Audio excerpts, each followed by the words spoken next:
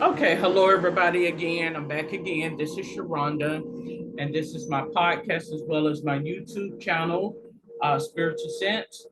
Again, today is Saturday, which is September the 10th. And in this podcast, as well as YouTube channel, I go over topics in regards to the paranormal, occult, and supernatural. So I speak on things such as hauntings, curses, out of body experiences, near death experiences, reincarnation. I also go over, let's see, spiritual apathy, spiritual transcendence, spiritual branded, and uh, pagan belief systems and practices such as Scientology, Wiccan witchcraft, voodoo, Santeria, Yoruba religions. I'd like to start off by saying that this podcast, as well as this YouTube channel, is for entertainment purposes, okay?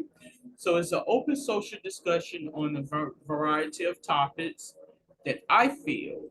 It's not a debate. I just give my account or my opinion as to what my eyes has been presented in this life experiences, okay? And I don't mean to be offensive to anyone in regards to their beliefs, their practices, or things that they may partake in. Okay, so we're going to do. Dive into the topic for today. I'm going to say that it's entitled "Spiritual Symbolism." Spiritual symbolism. I've been thinking about this topic for the last, I want to say about a week now, and I had forgot about it, and I got sidetracked with some things, and I decided, okay, this is what I need to speak about because I did do a episode where I mentioned about spiritual communication tools and different amulets and trinkets and things that you can use in regards to connecting with the spirit.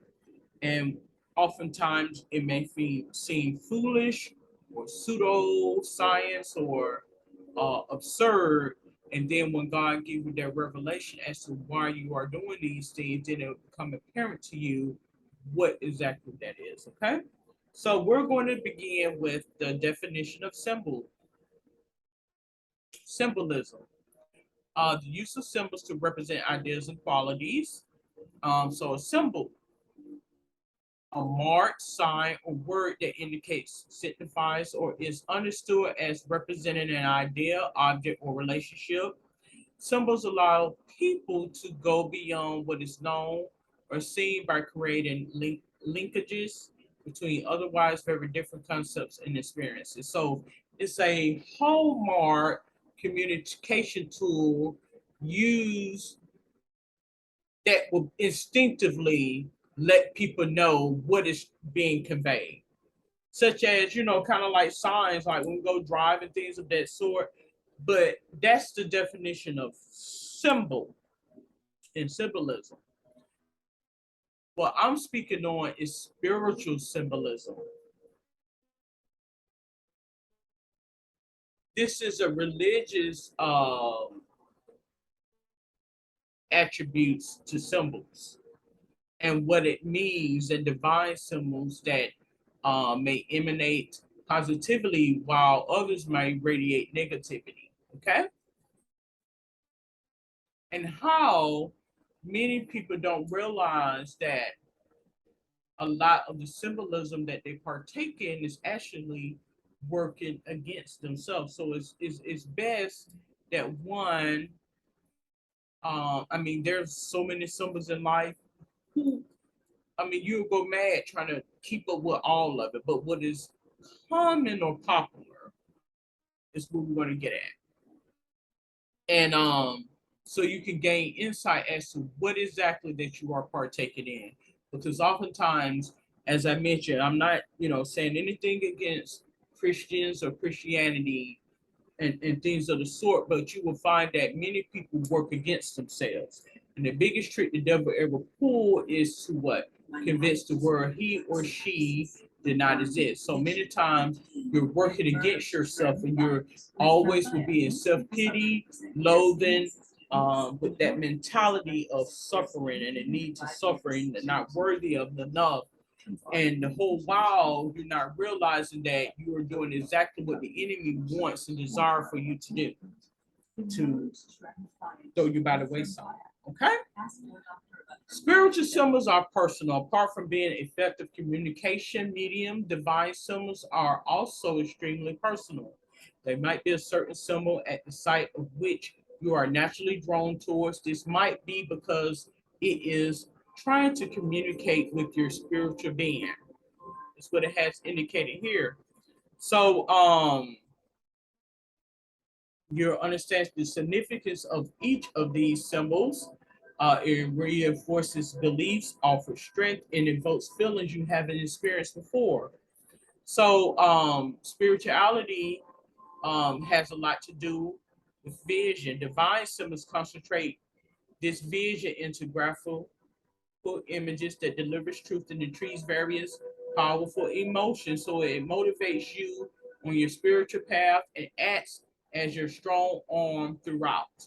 So basically, you know, certain symbols can evoke certain emotions, certain uh behaviors within individuals, within society, a group of people, or a mass group of people by a mere image. So basically, this is what a lot of the programming coming about. As I mentioned, one of the spiritual mass communication tools, the TV. So if we have deemed this to be da da da da da, then it will be used as a representation to communicate and to perpetuate whatever that desire is. So it can be for a good cause, it also can be for a bad cause. So we have 31 spiritual symbols and meanings. Number one, Hamsa, an evil eye, protection from evil. So it mentions the Arabic word for five, and it has the hand held up here. Hamsa, with the evil eye, is a sign of protection. This symbol is represented by an open right hand with an eye draw at the center. So it says it mentions that it's the hand of Fatima and the hand of Miriam in the Middle East and Northern Africa region. So it says that it is believed that Hamsa is worn as a hamlet or hung at the home. People with negative thoughts or vibrations will not be able to harm you. So it says it prevents you from a malevolent stare and other harmful energies.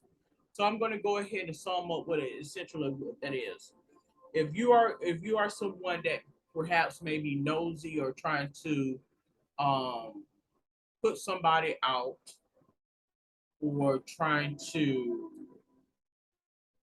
keep somebody from having, a lot of these symbolism will ultimately invoke certain energies around you.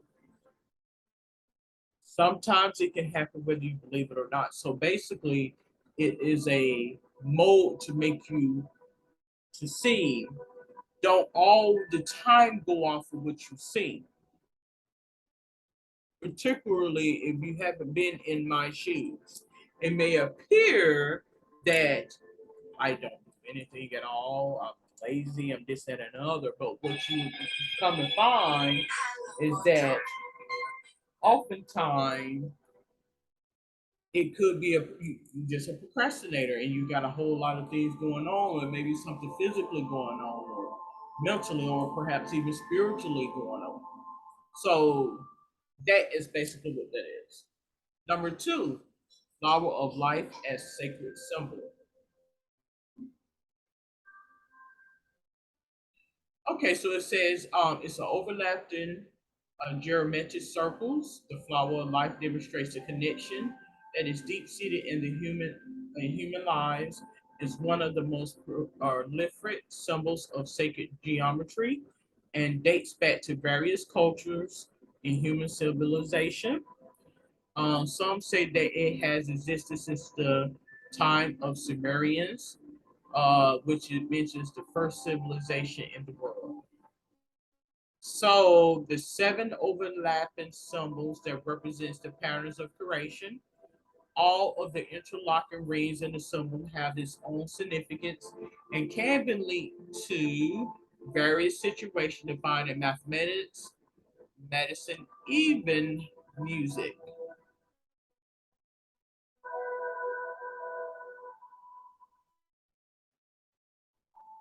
Yin Yang. This is a very powerful one. So it's a ball of duality. It is a toistic symbol that represents unity of opposites. So basically, contrast. Masculine and feminine energies existing in the world. Um, it says basically everything in the universe has an equally powering energy. So it's a reminder of the law of balance. It represents harmonization of duality. Yin Yang, knowledge of ignorance, masculine or feminine. Everything needs balance. Used extensively across all of the Chinese culture, the teaching via this symbol of duality reestablishes peace and solace in the universe. You have the Dharma wheel, path of enlightenment. So it represents the path of enlightenment, which can help you to achieve nirvana. It's one of the oldest Buddhist symbols. Wisdom in the Buddhist tradition. Its exclusive teaching as follows: right livelihood, right speech, right intentions, right action, right efforts, right mindfulness, right consciousness, and right view. It's also known as the will of law. So its existence dates back to the 2500 BC. Star David, the divine connection. This is a Jewish symbol which was originally known as the Shield of David with two triangles overlapping each other in either direction, ultimately forming a star. The two triangles represents or symbolizes the connection of God and man or union between female and male.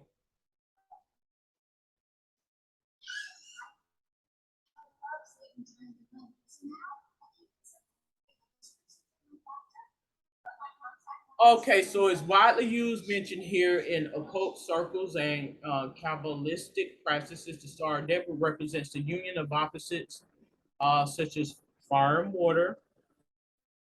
There's various studies that define the significance of divine connection and believe that it is instead represents six direction in space: up, down, east, west, north, south, and center.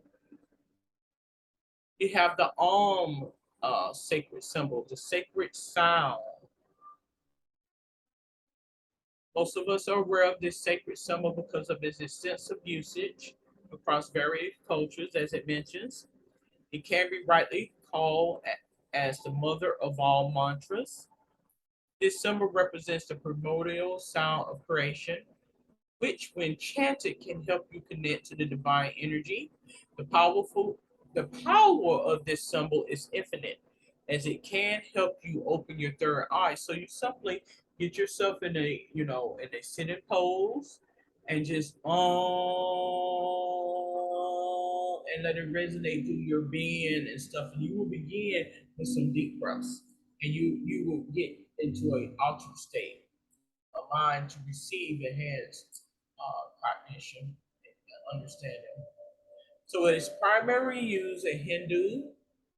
It represents a blend of time, past, present, and future. In ardent yoga and meditation practitioners say that it manifests a deep meditation. You can find the inscriptions of this symbol in the medieval era manuscripts, temples, and spiritual retreats of various religions, such as again Hinduism, Buddhism, and Jainism. The lotus flower, which is the flower of light. One of the most celebrated Buddhist symbols is the lotus flower, which represents enlightenment. The fact that it grows amidst muddy waters and still grows to be such a beautiful flower relates to its transformation and resurrection. The beautiful hope that it has to offer is empowering. It presents across various spiritual traditions.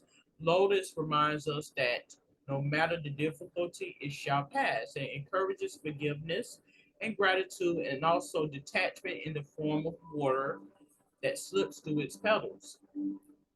8. Trilled life, symbol of unity. The symbolism of the trilled life can be perceived in different forms depending on the different religions, representing connection, creation, and unity. The tree of life can also be sported in various art and architectures across the globe. Symbolized by a natural tree, this tree of life honors diversity and celebrates the common origin, while in Christianity it is believed to be a tree from where Adam and Eve picked the forbidden fruit. In a few other cultures, it establishes a connection between the four earth elements, which are earth, wind, air, and fire. And I'm going to give an account because it did give me in my mind's eye over the last 2 weeks in reference to the tree of life and basically what was being conveyed, because that in itself is a symbolism. The tree of life basically is speaking in terms of, uh, when it all is said and done, the whole biblical thing is in reference to the coming and being of us as in our existence. The tree of life story, that in terms of the book of Genesis, was in relation to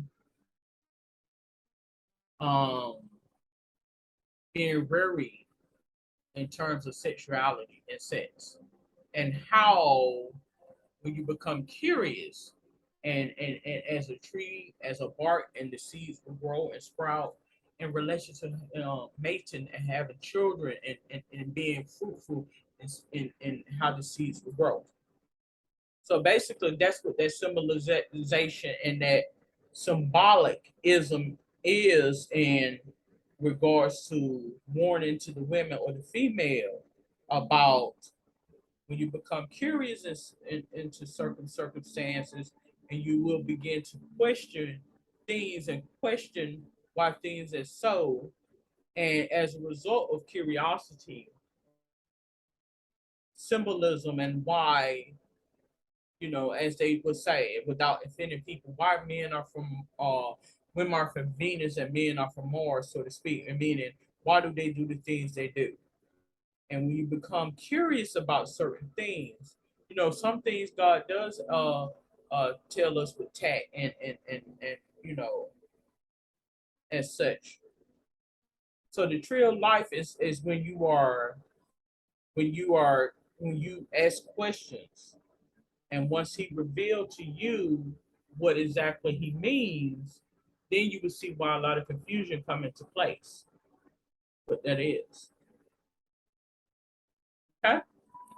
So, and in honor, because you asked this, certain things that when people has been asked or revealed, like if you begin to question God and he reveals things to you, be very careful, because at this point in time, you got essentially, it's kind of like secrets. Like if you befriend somebody, a close friend or whomever, a confidant or whomever, and they begin to know your deepest, darkest secrets and inhibitions, you will begin to view those people as a threat, or that person as a threat. It works the same way when you're dealing with God in terms of spirituality. Once you have asked him for that insight and that knowledge, you will begin to become a threat, because everything that is being told, a lot of people haven't received that epiphany. He has different types in his kingdom. The same way it works here, and this, it works the same way in that other spectrum, the other quantum existence. Same way. So as it mentions here, symbolized by a natural tree, this tree honors diversity and celebrates the common origin, while in Christianity, okay, so I've already went over that. Okay, so we're going to Buddha, the inspired leader. Buddha is more of a religious guru, and less of an enlightenment symbol. So he is the founder of the religion Buddhism, who gave up all the luxuries in life to find the true meaning of life. Born in 563 BC in Nepal, Buddha achieved nirvana under a Bodhi tree and went ahead to guide the world towards the path of enlightenment. The term Buddha means the awakened one, and he continues to inspire millions since time immemorial. Buddha is characterized by his own figure, long ears, spiraling curls, manifested in a meditative position, a teacher, philosopher, and leader. Buddha was a living emblem of peace and solace. You have Mandala, the beautiful universe.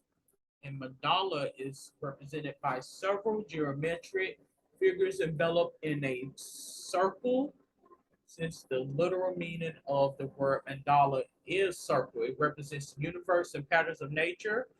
It also is a useful tool for meditation, and its epicenter helps you concentrate and intensify focus. So it originally from the Tibetan Buddhism, where they are used as means of worship. Uh, so we have Namas, the tradition greeting, which is like this.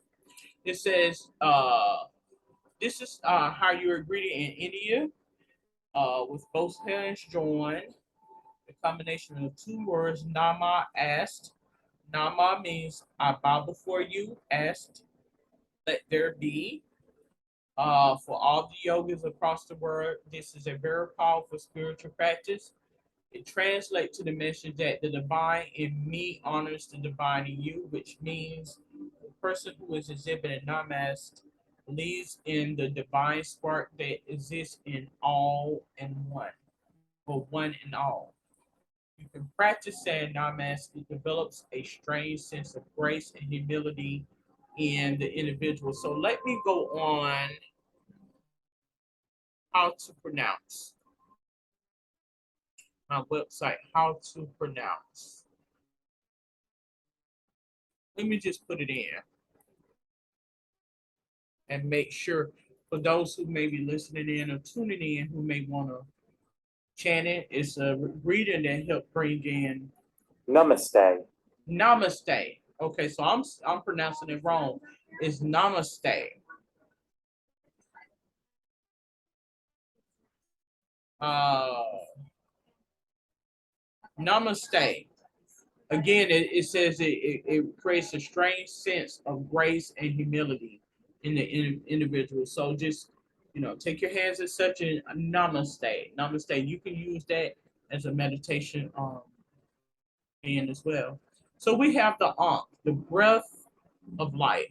Now this is a African symbolization. I'm very familiar with it.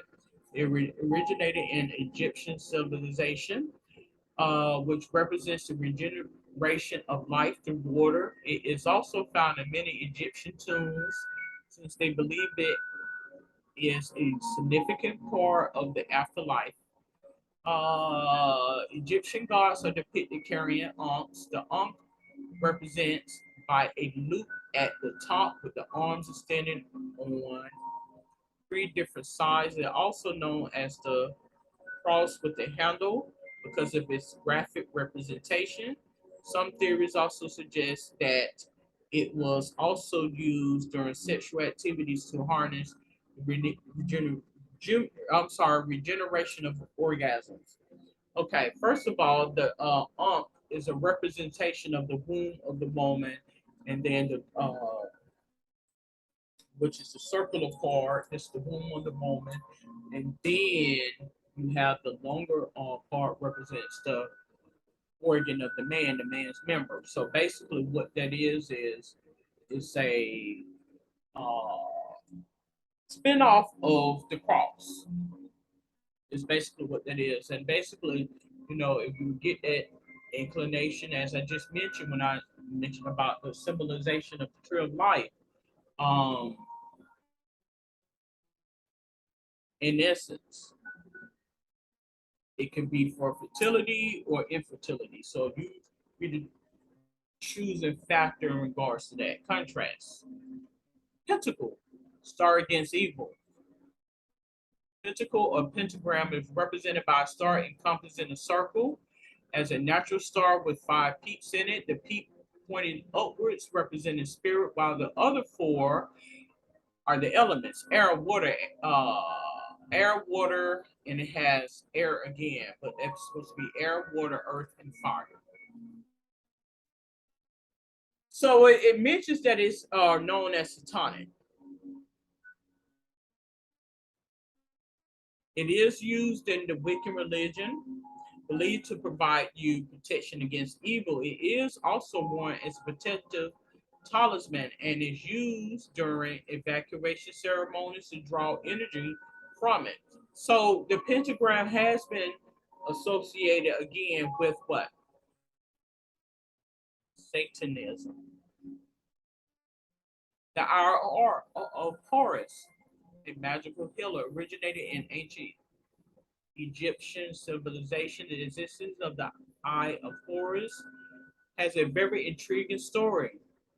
So the god Horus, the god of sun and moon, it says that moon, but I'm thinking it may be moon, but that's not the same thing. So, who lost his eye in a battle was later restored by Thoth, the god of wisdom. Egyptians believe that it has healing power since the eye was magically restored. The reason why it's often worn as an amulet in a belief that it grants health, safety, and wisdom to the wearer.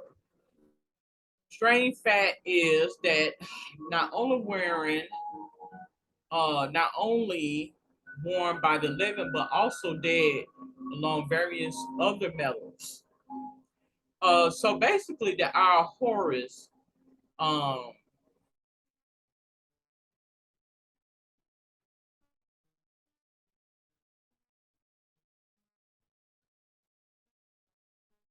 in other words, don't be so quick to go off of what you see that presents to you until I give you spiritual understanding to know and wisdom as to what you're seeing.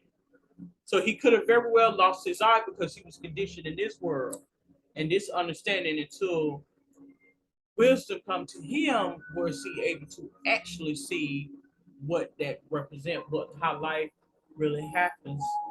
Okay. Zen circle, circle of enlightenment.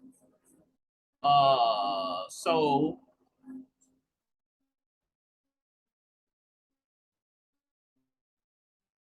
it's an infinity circle. It conveys some of the most primary concepts of Zen Buddhism, which is enlightenment, effortlessness, and imperfections.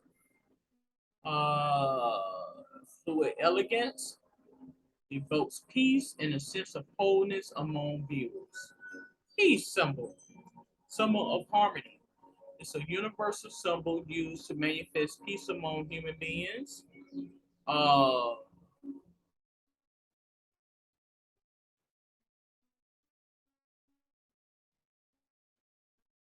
Cross, power of Jesus. Just by the sight of it, in Christianity, it's known worldwide. It's a sacred, one of the most sacred symbols, crossing oneself, and the symbol itself represents the power of Jesus. Christ, who is believed to have died to cleanse the sins of mankind, was nailed on the cross. People read the cross as a reminder of its sacrifice, um, which is a well-known narrative in the Bible. This symbol is found in churches, and many Christians consider it as a means of worshiping the Almighty. Okay. So basically, it's the person that has been what put on front, who have been made, in other words, the scapegoat, who I put it on. I'm not one that is big on cross or you know Christianity and things of the sort. As my spiritual eyes have been enlightened, the suffering is what I don't agree upon. And blaming other people um, for certain things, but I do understand the concept of it in terms of when some things are unfavorable. Because if you've always been the lower class citizen, but hey, that's where you will be at, and you will never have.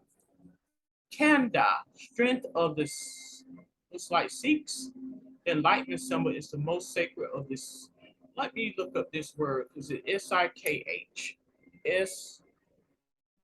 Sikh.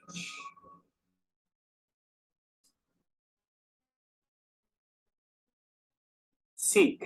Sikh.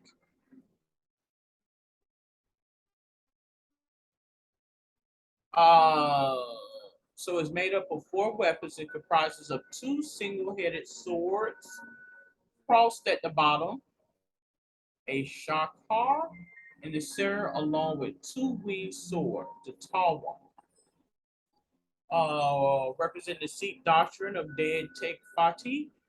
The sword in the symbol represent the divine power. It manifests the destruction of falsehood and reestablishes truth.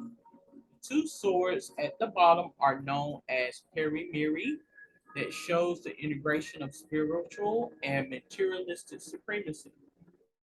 Ganesh, the success lender, one of the most admirable gods of Hinduism, is the Lord Ganesha, represents wisdom. It is believed that he is a remover of obstacles and is often worshipped to achieve success in the new ventures.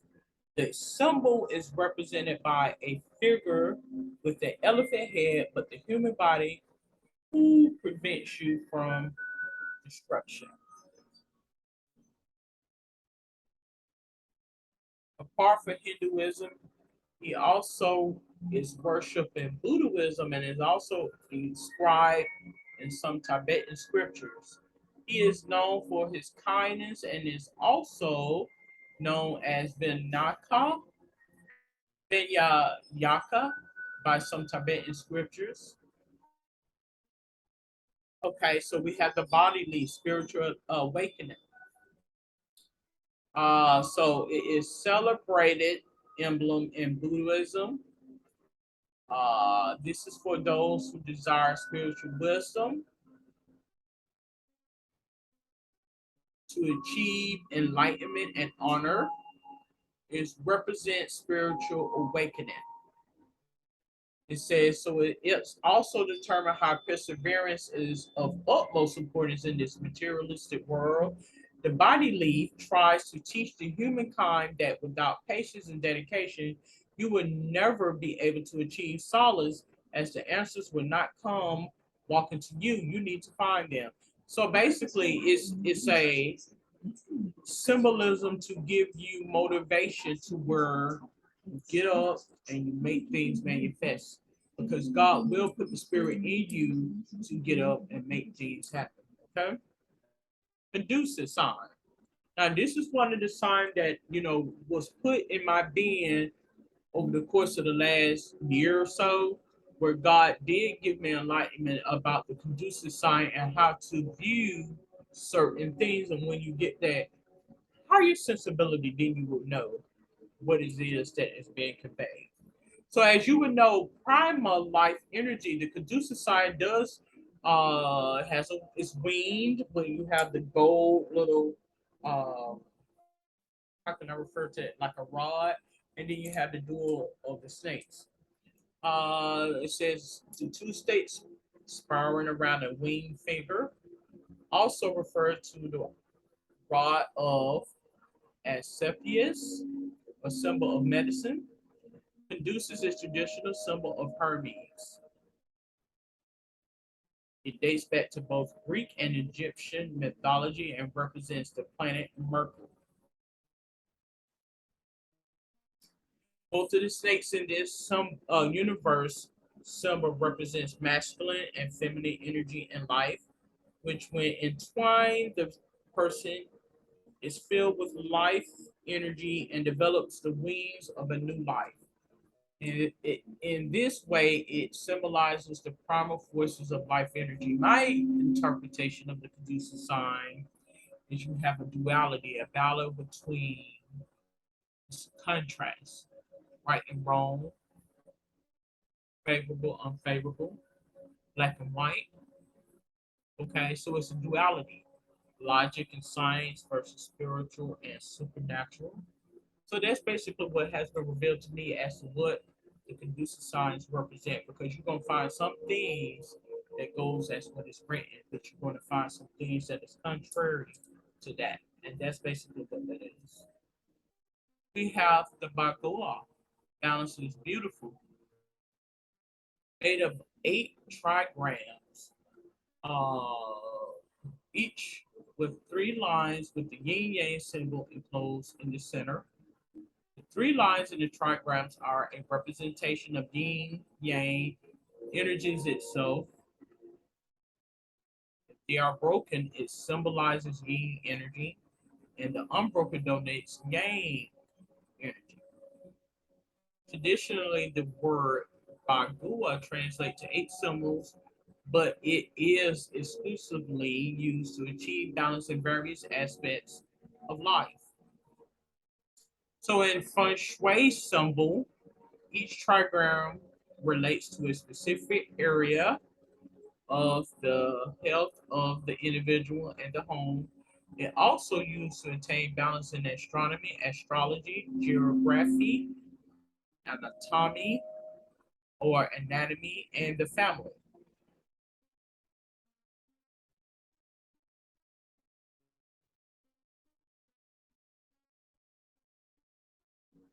So revelation will come by way when the spirit has been broken.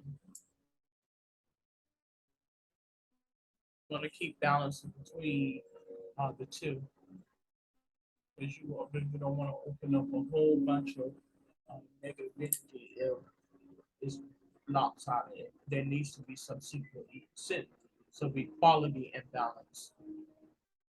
It needs to happen. Double happiness, symbol of marriage, one of the most recognized Chinese symbol. It talks about happy romantic relationships. 2 characters of Chinese alphabet spelled as, I think that would be chi.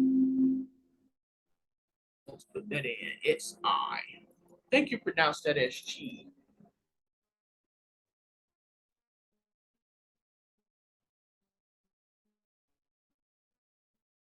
Let's see.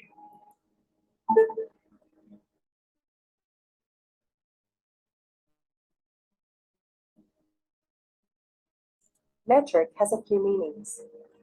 As a noun, it can mean a system or standard of measurement. As an adjective, it means of or based on the meter as a unit of length. Okay, so metric can also be a part of speech, meaning in adjectives corresponding to nouns ending in meter. It's not pulling up what I want, so I'm gonna put it in. Okay.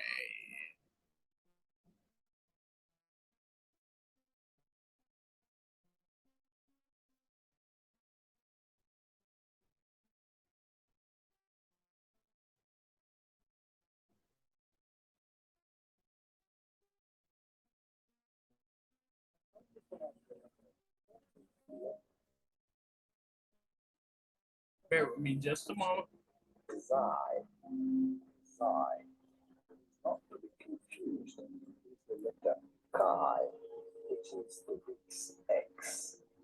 This is not the Greek's X, but this is more equivalent to the Greek C, Xi.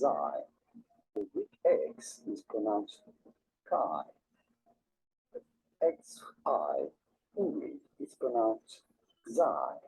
Zai. So not chi, but Zai.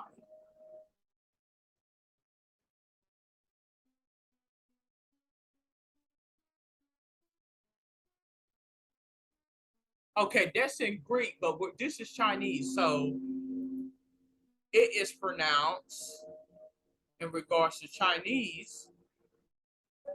What is Xi Jinping thinking? I have a great relationship with President Xi.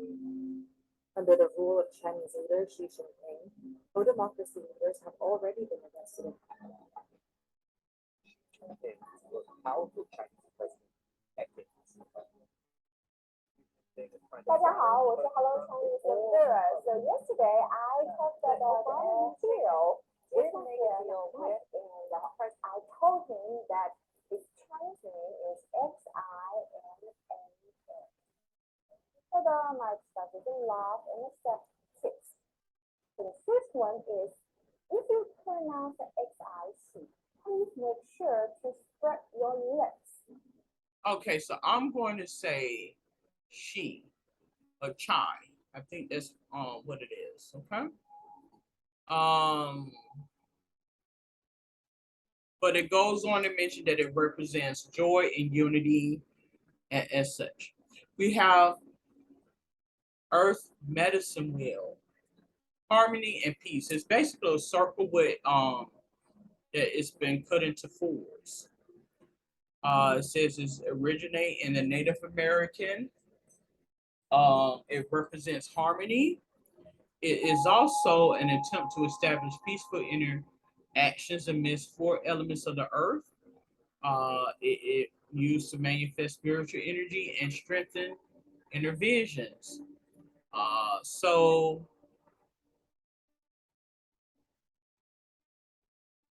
it's to provide for healing and teaching, interpretation about medicine wheel, and connections with cosmos. We have the Garyatri, Yantra, illumination and wisdom is what it's for. It's derived from Hinduism. It represents illuminated mind and far-sighted wisdom. Radiates sacred sounds and powerful Vedic affirmations. It brings in wealth, prosperity to homes. It removes all possibility of making the wrong choices and establishing an understanding of the whole life creation. It also empowers the truth and focuses cosmetic wisdom for mutual benefit. We have the Shura Yantra, the map of energies and creations. So it mentions that it's the king of all yantras and mystical diagrams. It consists of 9 interlocking triangles enveloped in a circle. Exactly in the center, there's a dot, which symbolizes the place where all the creative energies emerge. It represents male and female energies via 4 upright triangles, Shiva, and 5 downward triangles, Shakti. But all combined, it embodies the inherent power of cosmic forces and an oath of enlightenment. The geometrical interpretation intensifies an individual meditation experiences. We have spiral, a geometric womb. It represents the female womb, fertility, and life energy. One of the oldest sacred symbols, spirals observed in various life forms and energies such as plants, minerals, weather, death, and growth. It reflects patterns of new growth and evolution of life's journey, often used as a charm. It helps to wearers to accept the spiral changes and turnings in life. So it connects us with the source of life that represents divine power of creation. Then we have the triple spiral, which is a movement in time. It represents 3 spirals connected by one line representing the flow of time. Each spiral symbolizes earthly life, the afterlife, and final reincarnation. So the elements are earth, water, sky, and body, mind, and spirit.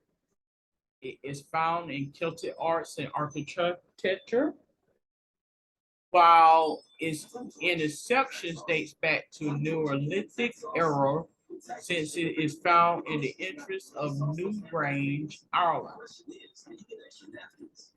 So we have a total of 31, and I'm on 29 now. We have the dragon, the Chinese beast.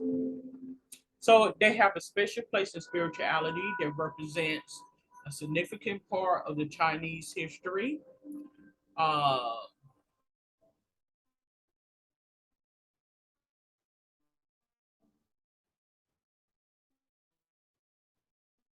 so they are viewed in Chinese, Japanese, and Korean civilization to be guardians of water bodies such as rivers, oceans, and rain. They are also depicted as mythical, poisonous being in regards to the dragon. Um,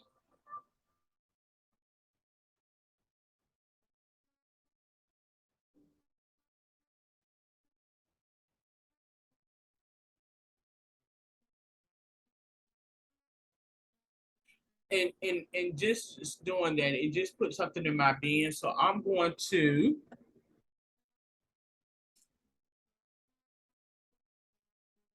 pulling them out.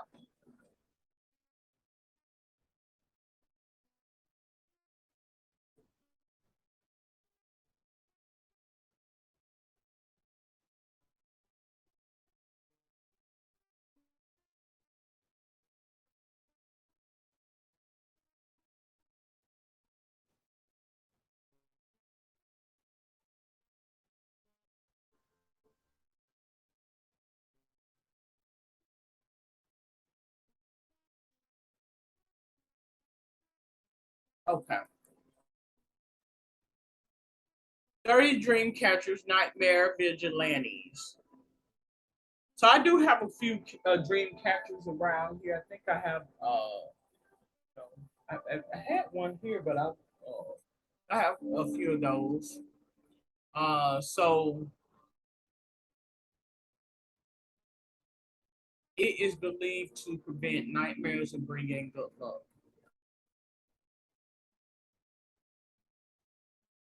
It helps to channel good dreams and shrugs off negative energies and vibrations. Endless knot, no beginning, no end. It's the end, this infinite knot is crafted to represent the entire world is interconnected and radiates calm and movement. Apart from this, the knot also acts as a reminder of how time is an illusion and Dharma is eternal. And my synopsis on that time is an illusion because God works in the past, present, and future. So he would have you geared to go somewhere, and it's just like you walked into a time. I kid you not. Like he will show you, like you will see, your very moments that in time that has happened to you as a child, you begin to see it in others. And it's more different than being reminded of something or deja vu. No, no, no, no. This is totally different. This is a spiritual manifestation. So time is an illusion. It simply is. Um, so it mentions that it again, enlightenment and things of the sort. Um, so and that was all of the spiritualism. I'm going to also bring up another symbolism, and I hate to, because this podcast been going on. Let me see now, almost an hour I've been doing this, so this is quite a podcast for today. It's another symbol. It's two symbolisms I want to speak up about. One that was on this list, and then another, which was revealed to me. They typically go hand in hand, and that's the symbol of the cross. Number one, I think the symbol of the cross is a representation of something being put on display for the whole world to see as an example. That's what that means. And I think that's what that whole concept is in regards to Christ, okay? And how when things are just to bring enlightenment and awareness to particular situations, such as what happened to Christ and how he would use, someone as an example to spread a message within the masses. In a sense, as I mentioned before, it's kind of like a threat, so to speak. That's the way my mind interpreted it as, like a threat in a sense. And so, also, I'm going to get on the asterisk sign, and I'm going to pull that, not asterisk, swastika. Okay. The Swastikas Symbolization, which is an ancient religious and cultural symbol predominantly uh,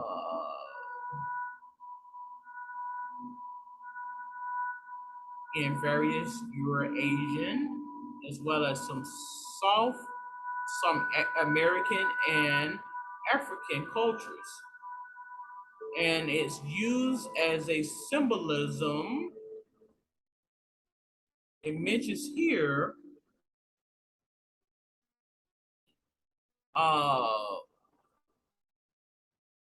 it was used as a symbol of divinity and spirituality in Indian religions such as Hinduism, Buddhism, and Jainism. So it was revealed to me that it was simply a cross that was turned in a different direction. Is what it mentions to me. That means turn it around. Don't take it exactly as it is. Because oftentimes people like to wear the cross and they wear it as a symbolization because of tradition. And this is what I was told to wear it as, and this is what I'm gonna do. But what you will begin to find is that a lot of times that symbol is a representation of um, pain and suffering. That's what it is. So the swastika symbol is a mockery to that symbol, just as the Ankh is as well. Don't take it as face value, but it's just, in other words, it's a sign of a threat. Is what that is. Symbolization of a threat. I mean, they got up here that is conducive to well-being and prosperity and good luck and things of the sort. But I think what they do is to change uh, the meaning of it. You have certain people that were associated with it, and in their own right, they think they have programmed themselves to condition themselves to think otherwise, and not knowing that they're working against itself. And that's a representation of the whole symbolization of the cross. So this is God allowing certain groups, and you would notice how Nazi parties and certain Aryan nation type special interest superialistic groups will associate with that symbol as well. You have some people that are acting in their own right, like they are aware that, yeah, I am a part of a mockery of something. Where you got some people that they get personal in it, and I'm just going off of because of my own inhibitions and doing something or whatever. You catch my drift? So you got people in life, they are taunted spirits and they have the capability of understanding that or what have you, even though they may be shielded, they'll mean harm. Then you got those who are personal driven, meaning they believe in this existence and they take it personal and they will go off and cause harm. Okay? So I am going to conclude this episode of Spiritual Symbolization with my Spiritual Sense podcast as well as YouTube presentation. Again, speaking on spiritual symbolization. Do you have any questions, comments, or suggestions? Perhaps a topic or a ghost story or demonology story, you're more than welcome to comment below, and I will present it on a future show. Until then, you have a safe and wonderful day. Good day.